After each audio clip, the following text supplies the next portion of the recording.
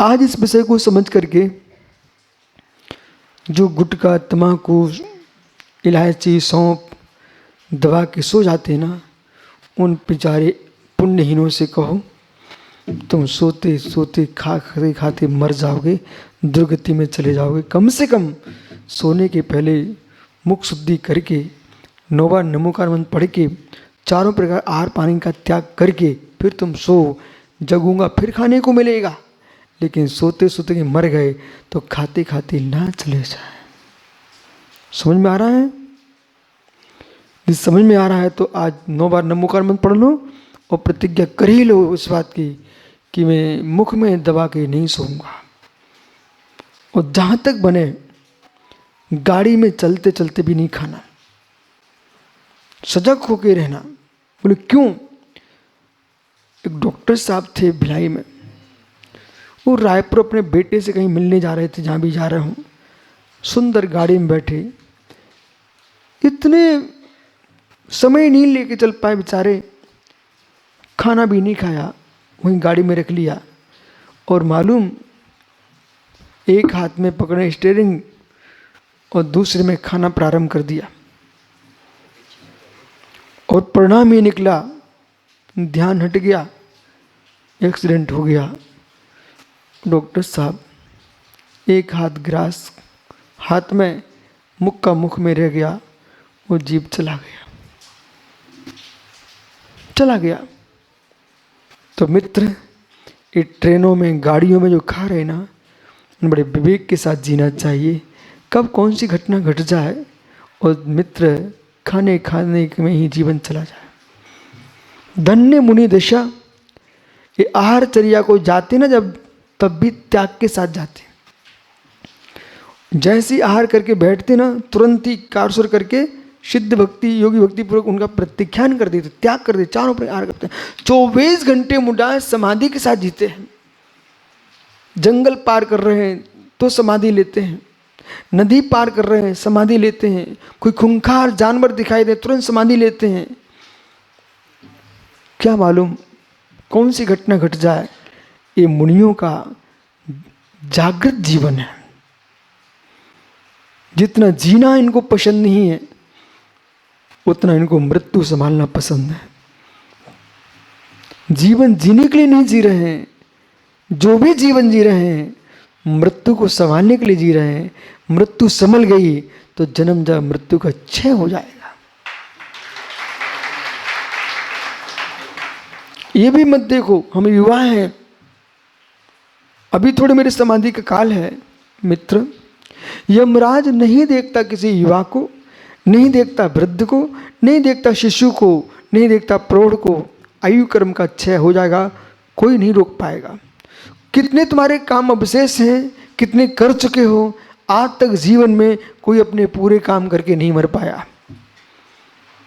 बाबा साहेब, अप्पा, अपने जीवन के पूरे काम करके कौन मर पाया? किसी व्यक्ति के पूरे काम पूरे नहीं हुए। कुछ ना कुछ सोच के सोता है और सुबह पता चलता कि चला गया। इसलिए अच्छा है अब दिनेश जी काम लेना बंद कर दो, काम लेना बंद कर दो। अब तो एक निर्णय करो, मेरे जीवन का एक ही काम है, अपने परिणामों को संभाल के रखना।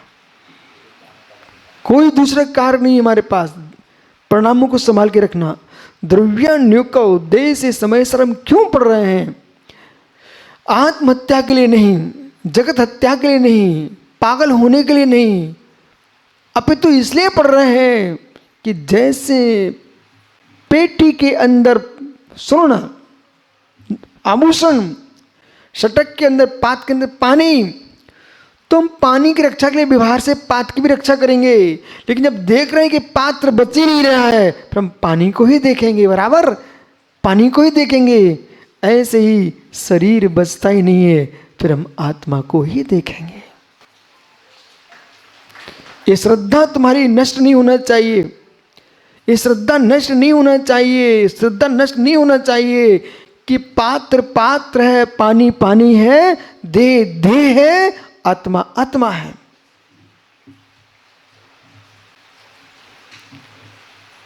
ध्रुवीय योग को पढ़ते समय मतलब समयसार आध्यात्मिक ग्रंथों को पढ़ते समय प्रथमा योग का ध्यान रखना चाहिए।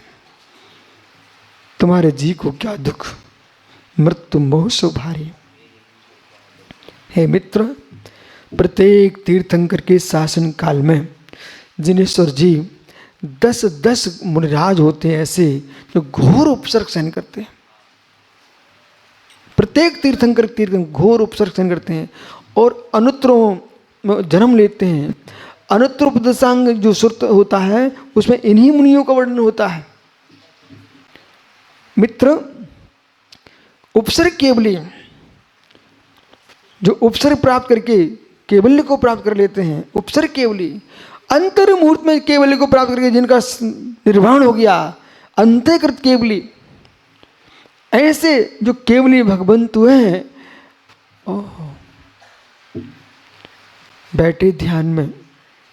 गुरुदत्त स्वामी पूर्व का बैरी आया, कपिल, उसने रुई लपेट दी, आग लगा दी, शरीर जलने लग गया, शरीर जलने लग गया। पर जो जलने लायक था उसे ही जला रहा था, उसे नहीं जला सका जिसे जलाना चाहता था। मित्र इतने ध्यान में लीन हुए कि अंतर मुहूर्त में उन्हें कैवल्य को प्राप्त कर लिया, जला शरीर भी एकदम सुंदर हो गया। कार्तिक स्वामी के सगे बहनों ने बसूले से छील दिया, तब भी मुनिराज ने धीर नहीं तोड़ा। चिल्लाती मुनिराज की आंखें निकाल दी चील ने, पर मुनिराज ने अपना ध्यान भंग नहीं किया। गजकुमार मुनिराज के ससुर ने जलती सिकड़ी सिर पे रख दिए, पर मुनिराज ने ससुर से कुछ भी नहीं कहा। और ससुर तुम ससुर ही रहा, पे तो मुनिराज भगवान हो गए। सुकुमार सुकौशल महाराज को देखो, एक को भाभी ने भक्षण कर लिया, एक को माँ के जीव ने भक्षण कर लिया। माताओं, कौन किसका होता है? जिसे पेट में रखा 9 महीने उसी का पेट चीर दिया। इसलिए ज़्यादा राग मत करो, ज़्यादा राग मत करो संतान से। आपको पर्याय का राग दिखता गुन्नू, पर कोई किसी का होता नहीं है। अपनी इच्छाओं का, वासनाओं का राग है। इच्छाएं पूरी नहीं हो तो तुम शत्रु बन गए। जिस माँ ने बेटे को 9 मास रखा हो, इतना बड़ा किया हो, वही माँ रोज ध्यान से मर करके व्याग्री होकर के बच्चे को ही खा गई। कोई किसी का नहीं।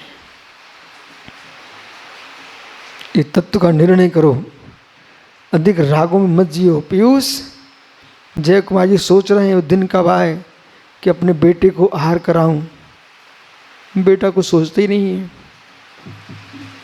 ईमानदारी से कहना, माँ पिता दोनों सोच रहे हैं वो धन्य घड़ी कब आए मैं अपनी आंखों से अपने लाल को मुनिराज देख पाऊं। सोच, कुछ सोच। यमराज ले जाए तो क्या फायदा, इन बेचारों को आहार देते देख लो।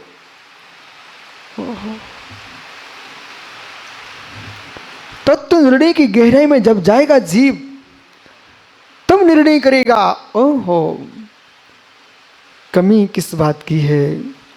कमजोरी भावों की है। कमी किस बात की है? जीव चार धारण क्यों नहीं कर पा रहा है? कमी किस बात की है? कमजोरी भावों की है।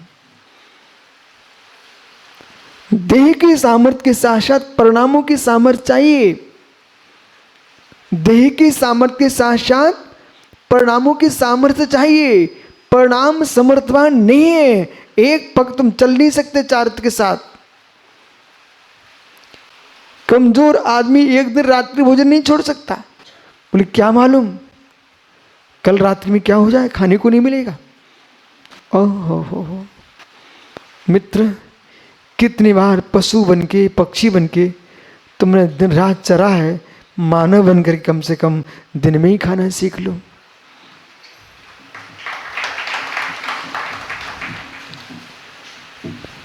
समझ में आ रहा है? समझ में आ रहा है?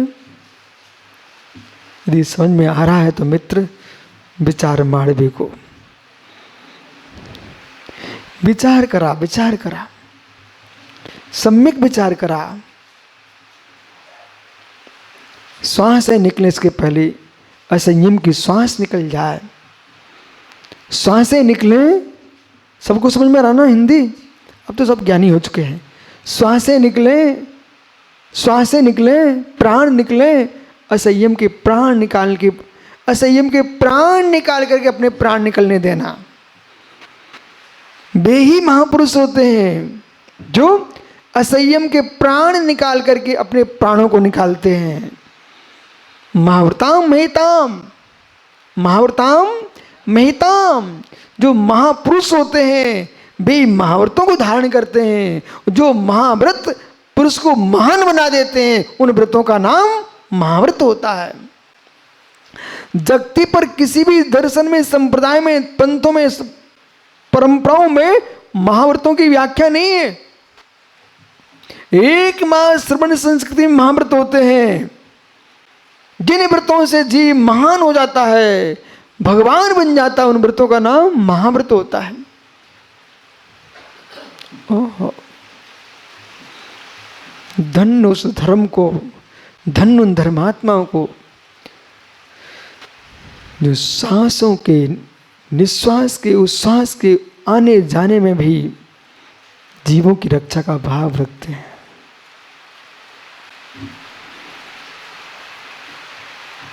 अपने शरीर की गर्म सांस भी किसी को नहीं लगने देते, बोले जीवों की हिंसा हो जाएगी। ऐसा परम अहिंसा का उपासक यदि कोई है, उसका नाम है निर्गंथ मुनि। इसलिए ज्ञानियों, पुद्गल नृत्यम पुद्गलितम विपरति, जो पुद्गल से निर्मित है, जो पुद्गल से निर्मित है वो पौद्गलिक ही है। जो पुद्गल से निर्मित है वो पौद्गलिक ही है। जो पुद्गल से निर्मित हो वो चेतन कैसे हो सकता है? इसलिए महात्माओं, उमा स्वामी जी के पास चलिए। माताओं, माताओं, उमा स्वामी महाराज ने 5वें अध्याय में तत्तासूत में लिखा हुआ है। मित्र सुनिए ना, कौन बोल रहा है? सत्यार्थ, हाँ वही हो सकता है। बालक, शरीर भांग मनः प्राणापान पुद्गला नाम, ये सूत्र बोलना था। शरीर वांग मनः प्राणापान पुद्गला नाम। बोलो माताओं। देखा ज्ञानी लोग है कि नहीं ये लोग? आज इनको हर्ष है इस बात का, भले हमको समझ में नहीं आता वो पहले, लेकिन प्रसन्नता इनको इस बात की हो रही है, हम जीवन भर पाठ करते रहे तत्वासूत्र का, कम से कम आज हमारे मुख में तत्वासूत्र तो आ रहा है। शरीर भांग, शरीर भांग मनः प्राणापान, ओहो, ये पुद्गला नाम, ये पौद्गलिक है। शरीर क्या है? पौद्गलिक है। वचन क्या है? पौद्गलिक है। मन क्या? पौद्गलिक है। और श्वासोच्छ्वास पौद्गलिक है।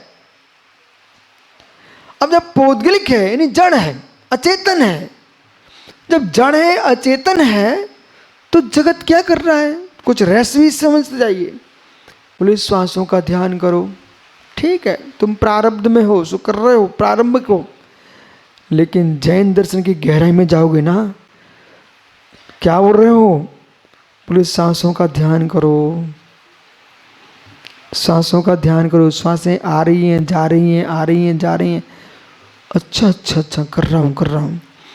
अनुभूति किसकी हो रही है? अनुभूति किसकी हो रही है? हम रहस्य में आओ दिनेश्वर जी।